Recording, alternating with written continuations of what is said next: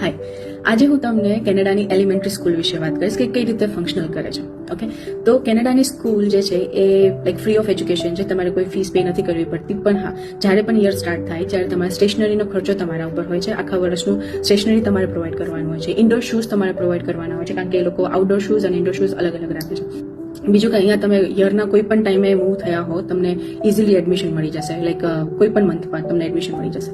તમે જ્યાં રહેતા હો ત્યાં કેચમેન્ટની અંદર સૌથી નજીકની જે સ્કૂલ હશે એમાં તમારું એડમિશન થશે. બીજું કે અહીંયા જે ટાઈમિંગ છે સ્કૂલનો એ મોસ્ટલી 9 to 3 હોય છે. અલગ અલગ પ્રોવિન્સમાં અલગ અલગ ટાઈમિંગ હોય છે. ત્યાં સ્કૂલની અંદર 2 બ્રેક્સ પડે છે, એક સ્નેક બ્રેક પડે છે અને એક લંચ બ્રેક પડે છે. અહીંયા તમારે ફૂડ પ્રોવાઈડ કરવાનું હોય છે, કારણ કે અહીંયા દરેકની એલર્જી બેઝડ હોય કે ફૂડ પ્રેફરન્સીસ હોય, અમુક વેજીટેરિયન્સ અમુક નોન વેજીટેરિયન્સ હોય, તો અહીંયા ફૂડ તમારે ખુદે પ્રોવાઈડ કરવાનું હોય છે, સ્કૂલમાંથી નથી હોતું. અને છોકરાઓને સ્ટ્રિક્ટલી ઇન્સ્ટ્રક્શન આપવામાં આવે છે કે તમારું ફૂડ શેર નથી કરવાનું. અહીંયા વેકેશન કઈ રીતે પડે છે, તો અહીંયા 3 બ્રેક પડે છે. એક સમર બ્રેક પડે છે જે 2 months અપ્રોક્સ 2 monthsનું હોય છે. બીજું બ્રેક જે છે એ ક્રિસમસનું પડે છે. ક્રિસમસમાં 15 daysનું બ્રેક હોય છે.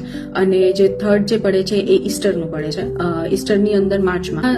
એજ્યુકેશનમાં એવું છે કે તમને કોઈ બુક્સ નથી આપતા, તમારે ત્યાં જ ક્લાસ વર્ક જ હોય છે.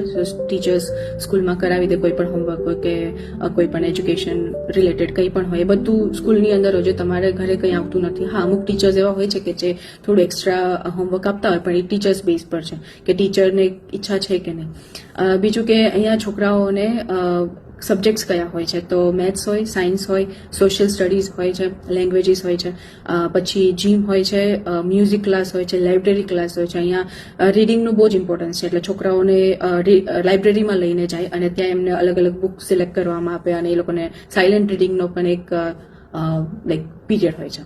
ત્યાં દર વર્ષે રોટેટિંગ થાય છે. ફોર એક્ઝામ્પલ, તમારું કિડ 2nd ગ્રેડમાં છે અને એ જ્યારે 3rd ગ્રેડમાં જાય તો એની ટીચર પણ ચેન્જ થાય છે, એના ક્લાસના સ્ટુડન્ટ્સ પણ ચેન્જ થાય છે.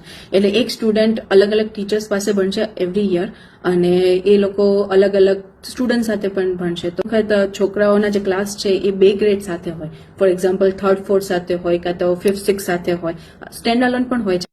તો આ હતું મારું એનાલિસિસ એલિમેન્ટરી સ્કૂલમાં. અગર તમે પણ કેનેડામાં હોય, તમારે કોઈ પોઈન્ટ એડ કરવા હોય તો પ્લીઝ કમેન્ટમાં એડ કરી શકો છો.